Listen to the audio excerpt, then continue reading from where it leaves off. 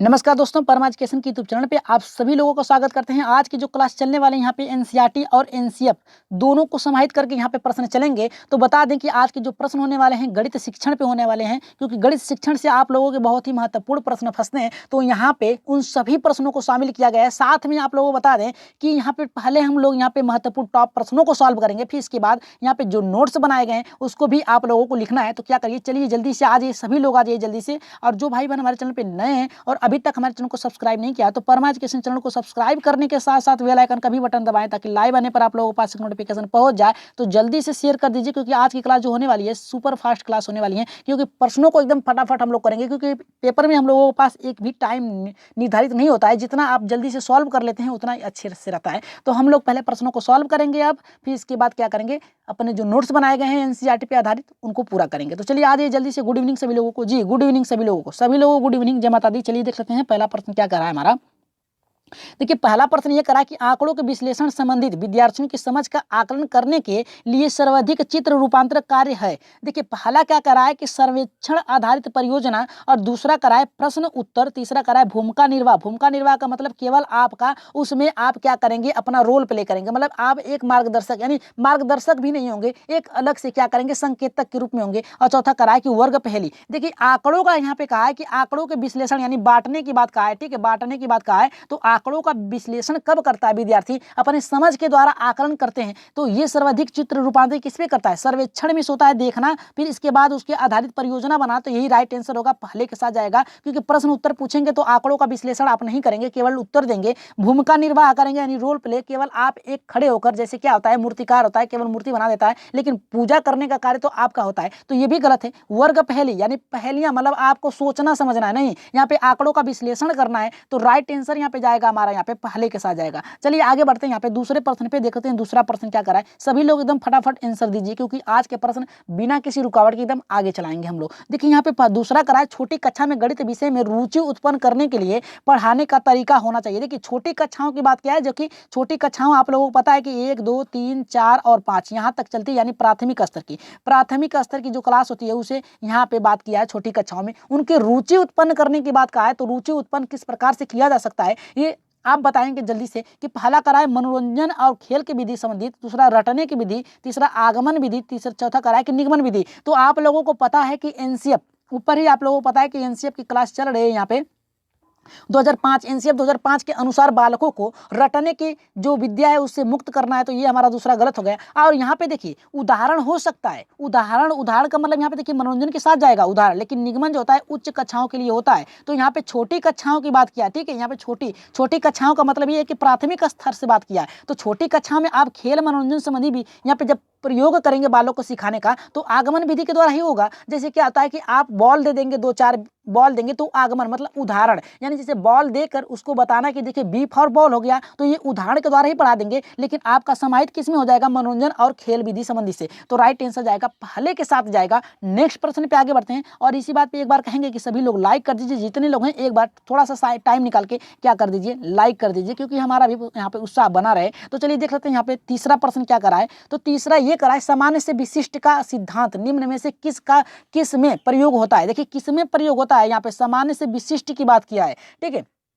पहला यहाँ पे हमारा करा कि आगमन विधि, दूसरा करा कि निगमन विधि, तीसरा सर्वेक्षण विधि, और चौथा करा विश्लेषण विधि। तो ये प्रश्न आप लोग गलत मत करिएगा, क्योंकि विशिष्ट और अगर विशिष्ट से सामान्य करता तो चलता आपका आगमन में आ जाता, ठीक है। लेकिन यहाँ पे बात क्या है, सामान्य से विशिष्ट, तो निगमन यानी पहले एक नियम फिर इसके बाद उदाहरण, ठीक है। तो सूत्र से लेके आपको यहाँ पे उदाहरण की तरफ चलना है। तो यहाँ पे देखिए राइट आंसर जाएगा, दूसरे के साथ जाएगा नियम से विधि, निगमन विधि के होगा, ठीक है। सामान्य से देखिए आप एनसीईआरटी की बुक उठाइएगा, उसमें दिया होगा सामान्य से विशिष्ट की ओर किस पे जाता है, तो आगमन की ओर नहीं जाके यहाँ पे निगमन की भी ओर चलेगा। तो राइट आंसर यहाँ पे तीसरे का जाएगा हमारा, यहाँ पे दूसरे के साथ जाएगा। आगे बढ़ते हैं, यहाँ पे देख लेते हैं चौथा प्रश्न हमारे यहाँ पे क्या करा जी, वहां पे निगमन विधि यू होगा, संकोच मत करिएगा, निगमन विधि एकदम राइट है। यहाँ पे देखिए चौथा हमारा करा है कि गणित में किस विधि में हम प्राय सूत्र तथा नियमों की सहायता लेते हैं। देखिए नियम, और यहाँ पे देखिए नियम और सूत्र की बात किया है। तो नियम सूत्र का प्रयोग आप कब करते हैं, उच्च कक्षाओं में करते हैं, लेकिन कहाँ पे करते हैं, किसकी सहायता से करते हैं।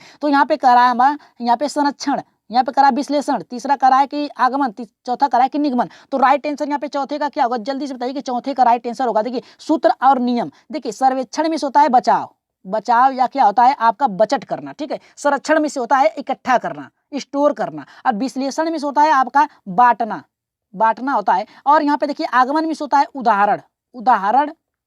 और यहाँ पे देखिए निगमन में से होता है नियम, नियम होता। तो अब बताइए कि राइट आंसर क्या होगा। देखिए नियम का प्रयोग क्या है, तो निगमन विधि के साथ जाएगा, राइट आंसर चौथे के साथ जाएगा। आगे बढ़ते हैं यहाँ पे पांचवें प्रश्न पे, देख लेते हैं पांचवा प्रश्न हमारे यहाँ पे क्या कर रहा है। देखिए ये भी प्रश्न बहुत ही अच्छा है, तो इसे गलत मत करिएगा। क्षेत्रमिति की बात किया है, तो क्षेत्रमिति पढ़ाते समय शिक्षक आगे बढ़ने से पहले बोर्ड पर सभी सूत्र लिख देता है। यह तरीका दर्शाता है कि वह अनुपालन कर रही है। किसका अनुपालन कर रही है, तो पहला करा यहाँ पे कि निगमन उपागम का, दूसरा करा कि प्रायोगिक उपागम का, और तीसरा करा व्यवहारिक, चौथा करा कि आगमन उपागम का। तो राइट आंसर यहाँ पे क्या होगा, जल्दी से बताइए। कि यहाँ पे देखिए क्षेत्रमिति का प्रयोग तो कर रहा है, लेकिन क्षेत्रमिति का प्रयोग आप दोनों तरीके से कर सकते हैं। देखिए दोनों तरीके से, आगमन विधि से भी कर सकते हैं, दिखाकर भी कर सकते हैं, केवल सूत्र के द्वारा भी कर सकते हैं, ठीक है, उदाहरण के द्वारा भी कर सकते हैं और नियम के द्वारा। लेकिन यहाँ पे बात क्या किया है, देखिए पॉइंट यहाँ से पकड़िए कि सभी को सूत्र को लिख दे रही है। सूत्र का प्रयोग कहाँ पे होता है, नियम का प्रयोग होता है। जहाँ पे निगमन विधि होता है वहाँ पे सूत्र का प्रयोग होता है। तो सूत्र का प्रयोग कब करते हैं, तो राइट आंसर यहाँ पे पहले के साथ जाएगा, निगमन उपागम के साथ जाएगा, ठीक है। राइट आंसर यहाँ पे होगा हमारा पहले के साथ जाएगा। जितने लोगों का आया एकदम राइट आंसर है। आगे बढ़ते हैं, देख लेते हैं यहाँ पे अगला हमारे यहाँ पे क्या कर रहा है। देखिए अगला ये कर रहा है कि समस्या समाधान पदोन्नति है। देखिए समस्या समाधान की प्रवृत्ति यानी आगे बढ़ने की क्रिया क्या है, तो पहला करा है कि गणित के विकास को ऐतिहासिक, सामाजिक और सांस्कृतिक संदर्भ में पढ़ाना। और यहाँ पे दूसरा करा है कि यहाँ पे विद्यार्थियों को खुली समझ वाले बताते हुए उनसे गणितीय प्रवृत्ति, सृजनात्मकता और खोज परख अन्वेषण। देखिए खोज परख का मतलब वो अन्वेषण, खोज में से होता है अन्वेषण, अन्वेषण को दूसरे रूप में ह्यूरिस्टिक भी कहीं दिया हो तो आप जान लीजिए खोज की बात कराए, खोज में से ही होता है अन्वेषण और ह्यूरिस्टिक, ठीक है। चिंतन विकसित करना। और यहाँ पे तीसरा करा है कि गणित बोध यानी गणित को समझने वाला, भावों, विचारों और तकनीकी के पदोन्नति यानी आगे बढ़ाने वाला के माध्यम में क्रमिक, क्रमिक का मतलब होता है एक नियम के साथ दिशा को निर्देशित करता है। और चौथा करा है कि पुनरावृत्ति यानी दोहराने के, स्मरण की मतलब याद करने की, और द्वारा गणितीय निष्कर्षों, परिभाषाओं तथा संकल्पनाओं को बढ़ाता है। तो यहाँ पे देखिए चौथा तो हमारा यहाँ पे देखिए छठे का चौथा तो हमारा गलत है, क्योंकि पुनरावृत्ति करा है। एनसीएफ की क्लास चल रही है, एनसीईआरटी क्लास चल रही है, तो एनसीएफ ने सीधे सीधे कहा पुनरावृत्ति में से दोहराव हो सकता है, लेकिन स्मरण मतलब याद करने की बात कर रहा है, निष्कर्षों को निकालने की बात कर रहा है, तो ये तो हमारा गलत हो गया, ठीक है। अब देखिए भावों, विचारों की तकनीकी, यहाँ पे देखिए तकनीकी की बात कहाँ किया है, यहाँ पे समस्या पदोन्नति की बात किया है। तो तकनीकी और पदानुक्रमित यानी आगे बढ़ने के माध्यम के क्रमिक दिशा निर्देश। देखिए दिशा निर्देश हो सकता है, देखिए यहाँ तक तो आपका सही है, तकनीकी और पदानुक्रमित और क्रमिक तो सही है, लेकिन यहाँ पे दिशा निर्देश नहीं होगा, ठीक है। यहाँ पे उसको बताना है आपको, ठीक है। तो यहाँ पे राइट आंसर जाएगा, दूसरे के साथ जाएगा, क्योंकि अन्वेषण में तो खोज करने के लिए आप उसको क्या करेंगे, प्रोत्साहित करेंगे, सृजनात्मकता कार्य देंगे, खुली समझ वाले प्रश्न को बताएंगे, गणितीय प्रवृत्तियों को समझाएंगे, चिंतन विकसित करेंगे बालकों में, तभी तो प्रश्न को सॉल्व करेगा। तो राइट आंसर यहाँ पे जाएगा, दूसरे के साथ जाएगा। आगे बढ़ते हैं यहाँ पे सातवें प्रश्न पे देख लेते हैं। सातवां देखिए आप लोगों का गलत होगा। देखिए सातवां आप लोग गलत करेंगे, कैसे गलत करेंगे चलिए देख लेते हैं। यहाँ पे देखिए कह रहा है निम्नलिखित में से किस पाठ में पहले सामान्य नियम स्पष्ट किए जाते हैं और उसके बाद उदाहरण दिए जाते हैं। देखिए क्या कहा है कि पाठ में पहले सामान्य नियम फिर इसके बाद स्पष्ट किए जाते हैं, उसके बाद उदाहरण दिए जाते हैं। तो ये हमारा कह रहा है कि संज्ञानात्मक पाठ, और दूसरा कह रहा है कि कौशल पाठ, तीसरा कह रहा है निगमनात्मक पाठ, चौथा कह रहा है यहाँ पे कि आगमनात्मक। देखिए अब देखिए यहाँ पे आप लोग फंसेंगे कैसे। देखिए कह रहा है कि सामान्य, लेकिन इसमें बात नहीं किया है कि इसकी ये प्राथमिक स्तर की बात किया है या फिर उच्च स्तर की बात किया है। अब आप बताइए कि किस में सही होगा। देखिए राइट आंसर जाएगा यहाँ पे पहले के साथ जाएगा, याद रखिएगा पहले के साथ जाएगा। अब सॉरी यहाँ पे बताइए कि राइट आंसर होगा क्या इसका। देखिए सामान्य नियम स्पष्ट करता है, फिर इसके बाद उदाहरण बताता है, तो राइट आंसर क्या होगा हमारा। इसमें तो बालक के बोध की बात किया है, तो राइट आंसर क्या होगा, पहला होगा, दूसरा होगा, तीसरा या फिर चौथा। जल्दी से बताइए कि इसका राइट आंसर होगा सातवें का। जी इसका राइट आंसर सातवें का क्या होगा, सातवें का राइट आंसर होगा निगमनात्मक। राइट आंसर जाएगा यहाँ पे निगमनात्मक के साथ जाएगा। तीसरा राइट आंसर होगा, क्योंकि यहाँ पे देखिए पहले नियम की बात किया है, फिर इसके बाद उदाहरण की बात किया है, तो नियम आपका निगमनात्मक में चला जाएगा, निगमनात्मक चल जाएगा, और यहाँ पे जो उदाहरण है ये आपका आगमन में चल जाएगा। लेकिन पहले नियम का प्रयोग किया है, तो इसका राइट आंसर जाएगा तीसरे के साथ जाएगा। आगे बढ़ते हैं यहाँ पे आठवें प्रश्न पे, देखते हैं आठवां हमारे यहाँ पे क्या करा है। देखिए आठवां ये करा है कि परिपरीक्षा आधारित पाठ योजना का मुख्य पक्ष क्या है। पहला करा है कि व्याख्या करना, खोजबीन परख कार्य करना और विस्तारित अधिगम कार्य करना, और फिर इसके बाद कह रहा है कि अनुप्रस्थ पाठचर्या एकीकरण करना। तो राइट आंसर यहाँ पे क्या होगा, जल्दी से बताइए किसका राइट आंसर होगा, पहला होगा, दूसरा, तीसरा, चौथा, कौन सा राइट आंसर होगा, जल्दी से बताइए आठवें का। जी देखिए यहाँ पे यहाँ पे परिप्रेक्ष्य, परिप्रेक्ष्य का मतलब होता है किसी चीज को करने के लिए उत्साहित और ऊर्जा भरा होना, और आप क्या करते हैं नए नए नियमों का, नए नए कार्यों को आप क्या करते हैं जिज्ञासा उत्पन्न करते हैं। अगर जिज्ञासा उत्पन्न करते हैं तो आप क्या करेंगे उसको खोजने के लिए प्रयोग करेंगे, तो राइट आंसर जाएगा यहाँ पे खोज परक कार्य में जाएगा। योजना बनाना, योजना आप कब बनाएंगे जब किसी कार्य को करने के लिए पूरा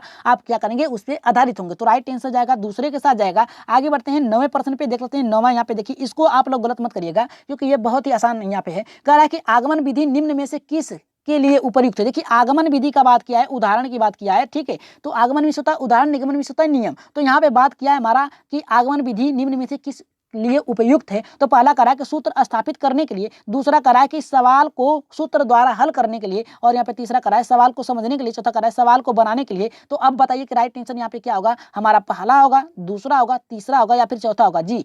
और लाइक कर दीजिए इसी के साथ, सभी लोग लाइक कर दीजिए, जितने लोग हैं कम से कम लाइक कर दीजिए सभी लोग, और लास्ट में शेयर भी कर दीजिएगा। देखिए इसका राइट आंसर जाएगा हमारा यहाँ पे पहले के साथ जाएगा सूत्र स्थापित करने के लिए। देखिए आगमन विधि निम्न में से किसके लिए उपयुक्त होता है, तो पहले जब आप उदाहरण किसी चीज का जान जाएंगे तभी तो आप पहले आगमन की को जानेंगे। आगमन में होता है उदाहरण, जब आप उदाहरण को जान लेंगे तभी तो आगे बढ़ेंगे। जब आप उदाहरण जान लेंगे तो नए नए कार्यों को करेंगे। जैसे क्या होता है कि जब आप एक किसी वस्तु के बारे में जान जाते हैं तो क्या करते हैं उसको सॉल्व करने के लिए नियम का प्रयोग करते हैं। तो पहले आप क्या करेंगे सामान्य से विशिष्ट की ओर बढ़ेंगे, ठीक है, विशिष्ट से सामान्य की ओर बढ़ेंगे, सरल से कठिन की ओर बढ़ेंगे, ठीक है। तो राइट आंसर जाएगा यहाँ पे पहले के साथ जाएगा, सवाल प्रश्न पूछने को हल नहीं होगा। आगमन विधि की बात किया है तो राइट आंसर जाएगा पहले के साथ जाएगा। आगे बढ़ते हैं यहाँ पे, अब हम बढ़ेंगे यहाँ पे अपने एनसीईआरटी जो नोट्स हैं, फिर इसके बाद जो प्रश्न बचे हुए 15 प्रश्न उसको सॉल्व करेंगे। पहले हम देखिए नोट्स बना लीजिए सभी लोग, क्योंकि या थी स्क्रीनशॉट लीजिए। देखिए यहाँ पे हमारा पहला है कि एनसीईआरटी और एनसीएफ 2005 के अनुसार क्या होता है।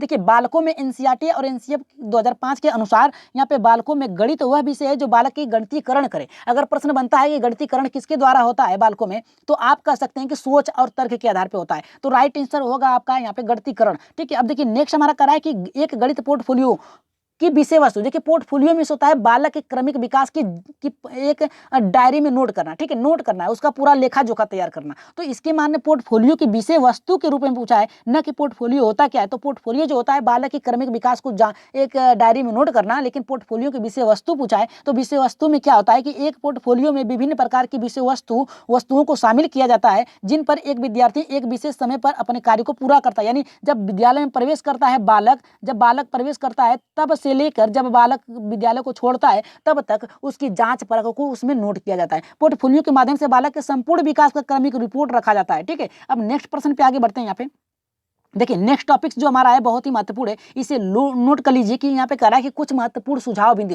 देखिए सुझाव बिंदु मतलब आपको क्या ध्यान देना चाहिए आपको, देखिए मुक्त उत्तर वाले होने चाहिए। जब भी बालक को आप पढ़ाएंगे यहाँ पे प्राथमिक स्तर पे जब भी बालक को पढ़ाएंगे तो मुक्त अंत वाले प्रश्न होने चाहिए। ऐसा होना चाहिए कि बालक जो है खुले विचारों के द्वारा उस प्रश्न का उत्तर दे। जैसे आप पूछ सकते हैं कि अगर आप घर जा रहे हैं तो आप क्या क्या देखेंगे रास्ते में, तो बालक देखिए खुला मुक्त वाला प्रश्न वहाँ पे हो गया तो बालक कहेगा हम रास्ते में जाएंगे ये वस्तुएं देखेंगे, ये पेड़ पौधे देखेंगे, घर जाते समय इतना करेंगे। तो ऐसे प्रश्न होने चाहिए। दूसरा करा है कि एक सामूहिक प्रोजेक्ट, यानी ऐसे कार्य होना चाहिए जो बालक समूह में करे जिससे चर्चा पर चर्चा भी कर सके। और तीसरा ये करा है हमारा विद्यार्थियों द्वारा प्रस्तुत किए गए प्रश्न, यहाँ पे प्रस्तुत किए गए प्रश्न पूछे गए प्रश्न। जब भी बालक आपसे प्रश्न पूछ रहा है उसकी जिज्ञासा को तुरंत शांत करना आपका उत्तरदायित्व है। और यहाँ पे करा है कि एक छोटा प्रोजेक्ट मतलब ये है कि बालकों को छोटे छोटे कार्य प्रोजेक्टों में बांट दिया जाए ताकि वो उसके खोज परख यानी अन्वेषण ह्यूरिस्टिक विधि के द्वारा अपने कार्यों को पूरा करें, और इसके माध्यम से क्या होता है बालक में तर्क का विकास होता है। अब देखिए पांचवा करा है समाचार पत्र और पत्रिकाओं का लेख। बालकों से हमेशा कहना चाहिए कि समाचार पत्र, ये देखिए बड़ी कक्षाओं के लिए हो गया है। अगर वहां पे बालक समाचार और समाचार पत्रों का लेख मतलब क्या होता है लिखेंगे, नकल लिखेंगे, तो उनकी जो हैंड राइटिंग के साथ साथ उनका जो वहां पे जो अशुद्धियां हैं उसको भी दूर किया जा सकता है। और छठा करा है समस्या हल करने के कार्य। समस्या हल करने के लिए उन्हें अनेक से अनेक विधियों का प्रयोग करके सिखाना चाहिए। तो यहाँ पे राइट नहीं है, छठा हमारा पूरा हुआ। आगे बढ़ते हैं। यहाँ पे रूब्रिका, देखिए रूब्रिका क्या होती है ये जान लीजिए, क्योंकि इसके द्वारा क्या होता है जब बालक कोई प्रश्न पूछता है तो उसके उत्तर को शिक्षक पहले रूब्रिका के बारे में बता ले रहे हैं, रूब्रिक के बारे में बता रहे हैं, फिर इसके बाद क्या है उसके बारे में बताते हैं। देखिए रूब्रिक जो होता है जब बालक किसी प्रश्न के उत्तर देता है, सवाल के उत्तर देता है, तो जो टीचर होता है वो उसे गलत या सही, गलत गलत या सही के रूप में, उसको गलत या सही के रूप में काट देता है। अगर प्लस, देखिए रुब्रिका का मतलब ये होता है कि ये जो होता है सीबीएसई बोर्ड के पे आधारित होता है। जो रुब्रिका होता है, इसमें क्या होता है, जब बालक सूत्रों का प्रयोग करके, उदाहरण का प्रयोग करके, रचना करके जब प्रश्नों को सॉल्व करता है, लेकिन उसका उत्तर गलत हो जाता है, तो उसके आधार पे जितना उसका सही होता है उतना उसको उत्तर दिया, उसका आंसर मिलता है, उसको जो उसका मार्क हो मिलता है। ठीक है, इसमें क्या होता है, अगर यूपी बोर्ड में होता है आपका उत्तर गलत हो गया, ऊपर भले ही सही हो, तो आपका पूरा नंबर कट जाता है। लेकिन सीबीएसई बोर्ड में क्या होता है कि जब आप उत्तर गलत होता है और ऊपर का सही होता है, तो उसके आधार पर 10 नंबर का अगर होता है, 10 नंबर का प्रश्न होता है, तो उसमें से आपको 5 नंबर मिल जाएंगे। तो चलिए देख लेते हैं यहाँ पे रुब्रिका होती क्या है। इतना तो आप लोगों को पता हो गया है कि रुब्रिका में होता है कि आपके उत्तर को सही गलत में बांटना। देखिए, एक रुब्रिका मार्गदर्शन प्रदान करता है जिससे शिक्षक के द्वारा शिक्षार्थियों के कार्यों के मूल्यांकन किया जाता है। रुब्रिका को इस प्रकार से प्रभावित किया जाता है कि मूल्यांकन के लिए मार्गदर्शन निर्देशन समय जो मूल्य निर्धारित किए जाते हैं, अभिलक्षण और आयामों को व्यक्त करने की कसौटी व्यक्त करता है। मतलब यही कि जो आपके उत्तर हैं उसको गलत सही करके आपके जो आपकी कठिनाई है उसको दूर किया जा सकता है। देखिए, समस्या समाधान विधि, और इसके जनक कौन है? इसके जनक जो होते हैं सुकरात और सेंट थॉमस हैं। ठीक है, समस्या समाधान विधि के जो जनक हैं वो आपके जनक हैं जो सुकरात और सेंट यहाँ पे थॉमस हैं। तो ये क्या कहते हैं, जब किसी, देखिए इन्होंने क्या कहा है समस्या समाधान विधि के बारे में, कि जब किसी उद्देश्य की प्राप्ति में बाधा उत्पन्न होती है तो वैज्ञानिक तरीके से इसका समाधान किया जाता है, समस्या समाधान विधि के अंतर्गत आता है। ठीक है, जब आप किसी प्रश्न को छोड़ देते हैं, यहाँ पे आपको कठिनाई होती है, फिर उसको सॉल्व करने के लिए आप दूसरे नियम का प्रयोग करते हैं, यानी वैज्ञानिक विधि का प्रयोग करते हैं, उसे ही क्या कहा जाता है, समस्या समाधान विधि के अंतर्गत आता है। चलिए आगे बढ़ते हैं नेक्स्ट प्रश्न पे। यहाँ पे देखिए ये लास्ट है, इसके बाद 2 टॉपिक्स और हैं, फिर इसके बाद आपके प्रश्न चलेंगे। तो यहाँ पे कह रहा है कि समस्या समाधान के चरण। पहला यहाँ पे कि समस्याओं को स्वीकार करना। देखिए क्या है कि जब बालक की समस्त कोई समस्या आती है तो आपके पास जाएगा, शिक्षक के पास जाएगा, तो उसकी जो समस्या है उसको स्वीकार करके उसकी समस्या को दूर करना आपका यहाँ पे कर्तव्य है। और दूसरा समस्याओं का विश्लेषण, यानी समस्याओं को, जितनी भी समस्याएं उसको छोटे छोटे हिस्सों में बांट के उसको सॉल्व करने का तरीका बालकों को बताना चाहिए, जिससे कि बालक आसानी से प्रश्नों को सॉल्व करे। अगर बड़ा प्रश्न है उसे बालक सॉल्व नहीं कर रहा है तो उसे 4 भागों में या 2 भागों में बांट दीजिए, तो बालक क्या करेगा, आसानी से उसको सॉल्व कर देगा। अब देखिए नेक्स्ट हमारा यह कि अपेक्षाकृत गणितीय संबंधों की खोज, यानी बालकों को अधिक से अधिक खोज परक विधि के लिए प्रेरित करना चाहिए और हल ज्ञात करना, यानी बालकों को ऐसी समस्या प्रस्तुत करनी चाहिए जिससे बालक क्या करें, चिंतन करेंगे तो क्या होगा, अपने प्रश्नों को सॉल्व करेंगे। और उत्तर की जांच ऐसे प्रश्न बनाए जाए कि बालक स्वयं से अपने उत्तरों को जांच कर सके। चलिए नेक्स्ट प्रश्न पे आगे बढ़ते हैं, क्योंकि आपके प्रश्न भी अभी रह गए हैं। तो गुण दोष के बाद यहाँ पे देखिए पहले गुण बता देंगे, फिर दोष बता देंगे, 2 दोष हैं, फिर इसके बाद अपने प्रश्नों को सॉल्व करेंगे। और जो लोग चले गए उनसे भी शेयर कर दीजिएगा तो वापस आ जाएंगे। यहाँ पे देखिए कह रहा हमारा यह एक वैज्ञानिक विधि है। दूसरा करा कि इसमें छात्र सोचने के लिए प्रेरित होता है। तीसरा करा है ये करके सीखने के सिद्धांत पर आधारित होता है। और चौथा करा है कि बच्चों में वैज्ञानिक गुण का विकास होता है। और पांचवा करा कि इस विधि का प्रयोग उच्च कक्षाओं के लिए होती है। देखिए गुण क्या है यहाँ पे गणितीय शिक्षण के लिए, कि यह एक वैज्ञानिक, जब बालक तर्क करेगा, कब क्या करेगा, जब तर्क करेगा तो वो सोच की ओर अग्रसित होगा और वैज्ञानिक सोच की ओर आगे बढ़ेगा। और दूसरा करा है इसमें छात्रों को सोचने, जब बालक तर्क करेगा, प्रश्नों को सोल्व करेगा, तो क्या करेगा, उसकी सोच में प्रेरित ही तो होगा, सोचने की शक्ति बढ़ेगी। और यहाँ पे तीसरा करा करके सीखने पे, जब तक आप प्रश्नों को सॉल्व नहीं करेंगे, जैसे क्या होता है 4 + 4 हो गया, तो आप जब तक इसको करेंगे नहीं, सॉल्व नहीं करेंगे, खुद से नहीं करेंगे, तब तक आपको 8 प्राप्त नहीं होगा। तो यही करा कि करके सीखने पर आधारित होता है। इसमें वैज्ञानिक गुण का विकास हो, जब बालक सोचेगा, किसी प्रश्न को सॉल्व करेगा, तो उसकी मानसिक शक्ति सोचने की विकसित जो होगी, अधिक से अधिक होगी, प्रबल होगी, तो वो क्या करेगा, आगे ही तो बढ़ेगा। ये विधि उच्च कक्षाओं के लिए होता है, यानी नियम से चलता है। ठीक है, याद रखिएगा, नियम से गणितीय प्रक्रिया चलती है। अब इसके गुण क्या है, इसके दोष क्या है, उसे जान लेते हैं, फिर इसके बाद सरिस्का है, फिर इसके बाद अपने प्रश्न को सॉल्व करेंगे।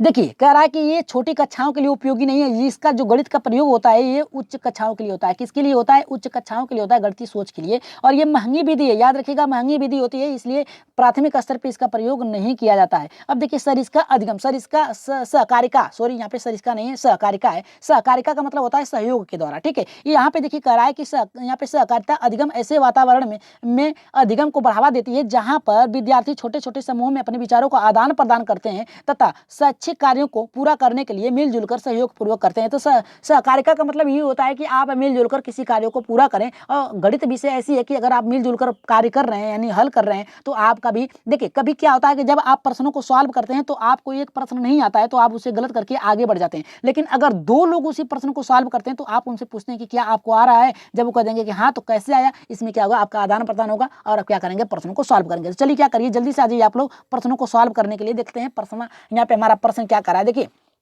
जो प्रश्न है बहुत ही महत्वपूर्ण है, कह रहा है कि खेल विधि के जनक, देखिए ऊपर ही आप लोगों ने पढ़ा कि किसके द्वारा, तो यहाँ पे देखिए हमारा कह रहा है कि खेल विधि के जन्मदाता कौन है, फ्राबेल है। डाल्टन है, मॉन्टेसरी है, यहाँ पे सिगमंड फ्राइड है। तो राइट आंसर यहाँ पे क्या होगा, देखिए इसका राइट आंसर जाएगा फ्राबेल के साथ जाएगा। खेल विधि के जन्मदाता जो है यहाँ पे फ्राबेल है। चलिए आगे बढ़ते हैं। यहाँ पे देख लेते हैं 11 का हमारा क्या करा है। 11 का भी बहुत ही अच्छा प्रश्न है। यहाँ पे करा है निम्नलिखित में से कौन सी बालक केंद्रित विधि नहीं है। देखिए बालक केंद्रित विधि क्या नहीं है, व्याख्यान विधि, प्रोजेक्ट विधि, प्रयोग विधि, प्रयोगशाला विधि। तो राइट आंसर यहाँ पे 11 का क्या होगा, देखिए जब प्रोजेक्ट का निर्माण करेंगे बालक तर्क करेंगे, जब तर्क करेंगे तो बालक केंद्रित होगा, ठीक है, केंद्रित होगा, यहाँ पे केंद्रित होगा, तो ये भी हमारा राइट आंसर होगा। प्रयोग, जब प्रयोग करेंगे तो बालक कहाँ जाएंगे, खोज परख के आगे बढ़ेंगे, अन्वेषण की ओर आगे बढ़ेंगे, तो ये भी हमारा सही है। तीसरा करा प्रयोगशाला, जब प्रयोगशाला यानी प्रयोग करेंगे किसी शब्द पे, किसी वाक्य पे, किसी रचना पे, तो वो भी आपके अन्वेषण की ओर बढ़ेगा, ये भी अन्वेषण, ये भी अन्वेषण। बचा हमारा व्याख्या, व्याख्या में क्या होता है, बस आप प्रश्नों को उसके विचार बता देते हैं। राइट आंसर यहाँ पे होगा हमारा यहाँ पे पहला। चलिए आगे बढ़ते हैं। यहाँ पे 12वें प्रश्न पे देखते हैं 12 का हमारा क्या कह रहा है। देखिए 12 का ये कह रहा है निम्नलिखित में से कौन से प्रोजेक्ट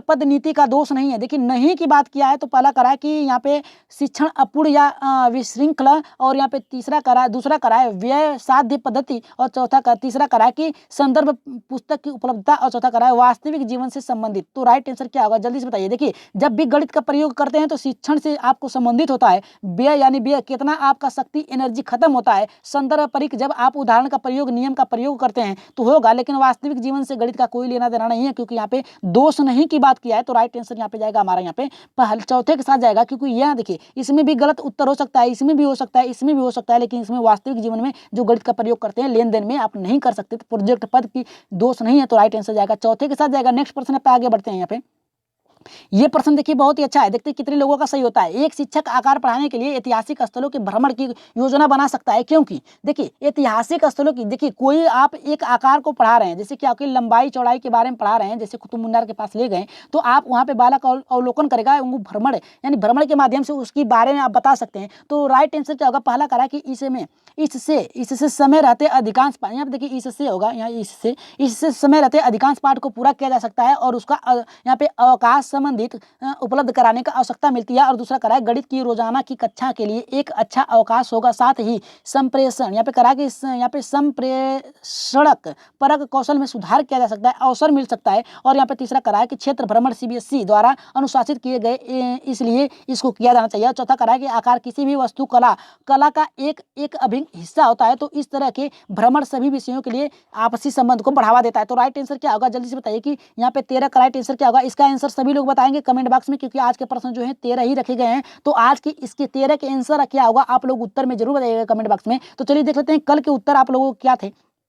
उससे पहले बता दें कि जो भाई हमारे चैनल पे नए हैं और अभी तक परमा एजुकेशन चैनल को सब्सक्राइब नहीं किया, तो सब्सक्राइब करने के साथ साथ क्या करिए, बेल आइकन का भी बटन दबाएं और शेयर कर दीजिए अपने अपने ग्रुपों में। और 1 2 3 लोगों को, कम से कम एक लोग तो 2 2 3 3 लोगों को शेयर करिए अपने अपने ग्रुपों में, अपने अपने दोस्तों से कम चैनल को आगे तो बढ़ाइए, प्रोसेस कराइए। और जिनको व्हाट्सअप नंबर चाहिए, यहाँ पे व्हाट्सअप नंबर ले सकता है, अपनी समस्याओं को सॉल्व कर सकता है, यहाँ पे उसको जो भी समस्या है बता सकता है यहाँ पे व्हाट्सअप नंबर पे। तो चलिए क्या करिए, आगे बढ़ते हैं। यहाँ पे कल के उत्तर आप लोगों को देख लेते हैं, कल के उत्तर कितने लोगों के सही हुए हैं। देखिए बुरी आदतों को सुधारा जा सकता है। देखिए बुरी आदतों को कैसे सुधारा जा सकता है, डांट कर नहीं, निगेटिव शब्द है यहाँ पे, दोषारोपण यानी उस पर दोष थोप कर नहीं, अनुबंधन द्वारा नहीं, जी हाँ राइट आंसर जाएगा अनुबंधन के द्वारा, ये नहीं होगा। अगर ये 2 गलत हो गए तो राइट आंसर जाएगा तीसरे के साथ जाएगा। आगे बढ़ते हैं, यहाँ पे देख सकते हैं कितने लोगों का सही हुआ है। देखिए यहाँ पे पहला जो आया है रामरती प्रजापति जी का, यहाँ पे देखिए इनका आया है 15 का C, जो कि राइट आंसर है, ठीक है, अनुबंधन द्वारा होगा। उमेश पटेल जी का भी देखिए तीसरा आ गया है, जो कि राइट आंसर है। कैलाश यहाँ पे कैलाश कुमार जी का भी आ गया है, यहाँ पे तीसरा आया जो कि राइट आंसर है। शुभम यादव जी का, विनीता जी 9 बजे क्लास में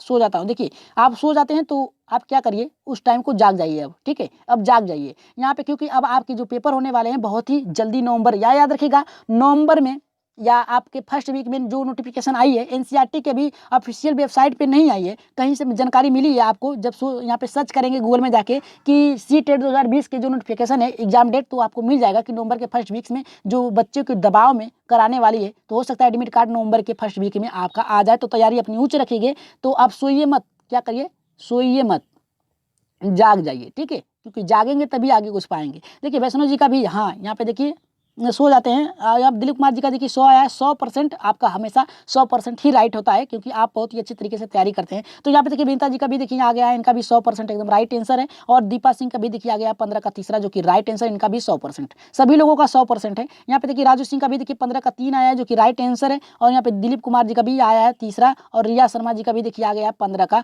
तीसरा, जो कि राइट आंसर है, अनुबंधन के द्वारा होगा। विनीता जी का भी देखिए इमोजी लगा दिए किसी बात के लिए। और आगे बढ़ते हैं, यहाँ पे दिलीप कुमार जी का भी देखिए आ गया है, तीसरा आया है जो कि राइट आंसर है। यहाँ पे क्यूटेक्स संतु जी, क्यूटिक संतु जी का भी देखिए आ गया है यहाँ पे 15 का तीसरा जो कि राइट आंसर है। और यहाँ पे मनीषा कुमारी जी की यहाँ पे सिस्टर जी का भी आ गया है 15 का तीसरा। तो चलिए आगे बढ़ते हैं, यहाँ पे देख लेते हैं वैष्णव सिंह का भी देख लेते हैं। यहाँ पे देखिए इनका भी 15 का तीसरा है जो कि राइट आंसर है। उमेश पटेल जी का भी देखिए आया है, यहाँ पे चौथा आया है। देखिए चौथा नहीं होगा, आपका गलत है उमेश जी, गलत है, प्रश्न को फिर से पढ़िएगा, ठीक है। राधा साहू जी का भी देखिए गया 15 का तीसरा जो कि राइट आंसर है। सुबह व्हाट्सएप ग्रुप भी है, जी हाँ ग्रुप भी है, आप मैसेज कर दीजिए, आपको जोड़ दिया जाएगा। अनिता वर्मा जी का भी देखिए 15 का आया है पहला, जो कि यहाँ पे गलत होगा, ठीक है। 15 का तीसरा होगा राइट आंसर, आपका भी गलत हो गया, ठीक है। और यहाँ पे उमेश जी का भी गलत हो गया। अब आगे बढ़ते हैं, यहाँ पे लाइक और शेयर जरूर कर दीजिएगा सभी लोग। राधा साहू जी का भी देखिए आ गया है यहाँ पे तीसरा, पूजा जी का भी आ गया है तीसरा, आर्यन जी का भी तीसरा, और पिंकी जी का भी तीसरा। और यहाँ पे देखिए, चलिए मत देखिए इसको, चलिए आगे बढ़ते हैं। यहाँ पे रिया जी का भी देख सकते हैं, यहाँ पे रिया इमोजी लगाए हैं। और यहाँ पे विनीता कुमारी जी का आज मेरे एक गलत हो गए, कोई बात नहीं, होता है कभी कभी। और श्वेता जी का भी देखिए आ गया 15 का तीसरा जो कि राइट आंसर है। और विनीता जी फिर इमोजी लगाएंगे। चलिए देख लेते हैं आगे, वैष्णव जी का ऐसा नहीं सर, चलिए आगे देख लेते हैं यहाँ पे कैसा है।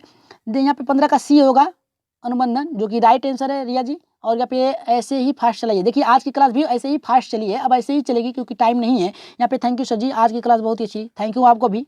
आप आगे बढ़ते हैं यहाँ पे, देखिए यहाँ पे फिर आगे बढ़ते हैं। यहाँ पे ये देखिए यहाँ पे अमेजिंग क्लास, थैंक यू। और आगे बढ़ते हैं, यहाँ पे देखते हैं मनीषा जी की, आज सर की क्लास वो सबसे बेस्ट थी, धन्यवाद आपकी, क्योंकि आप लोग आते हैं तभी तो बनता है। यहाँ पे देखिए फर्स्ट लाइक शेयर यहाँ पे राधा जी का आ गया है, थैंक यू आपको। और यहाँ पे देखिए श्वेता जी का 15 का तीसरा आया है, विजय जी का भी 15 का 3 आया है जो कि राइट आंसर है। 15 का वैष्णव जी का भी तीसरा आया है, अनुबंधन होगा। आज मेरे एक गलत हो गए, कोई बात नहीं, होता है।